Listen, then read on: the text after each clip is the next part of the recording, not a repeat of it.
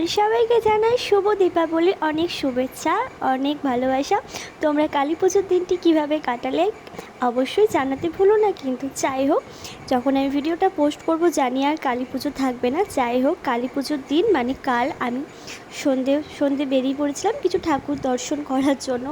আর দেখছো যে ভিডিওটা এখন তোমাদের সামনে দেখাচ্ছি, এটা কিন্তু একদম থিম ছিল ভুতুড়ে। এটা ছিল শাঁখারি পুকুরে।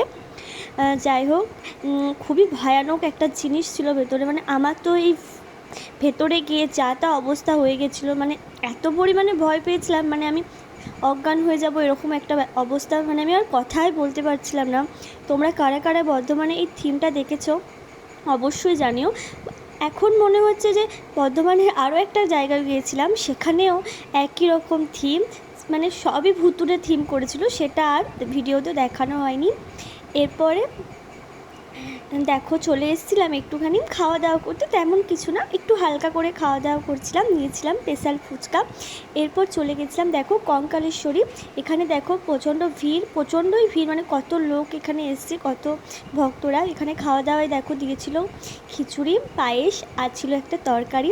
এরপরে আমার বাড়ির পাশেই একদম আছে দুর্লভা কালীবাড়ি, এখানেও মাকে দর্শন করেছিলাম। প্রায় দেখো তখন রাত্রি 12টা বেজে গেছিলো, পুজো তো আরম্ভ হয়ে গেছিলো। যাই হোক, সারাদিনটা আজকে আমি এভাবেই কাটালাম। তোমাদের ভিডিওটা কেমন লাগলো অবশ্যই কমেন্টসে জানিও। তোমাদের পুজো কেমন লাগলো অবশ্যই বলো।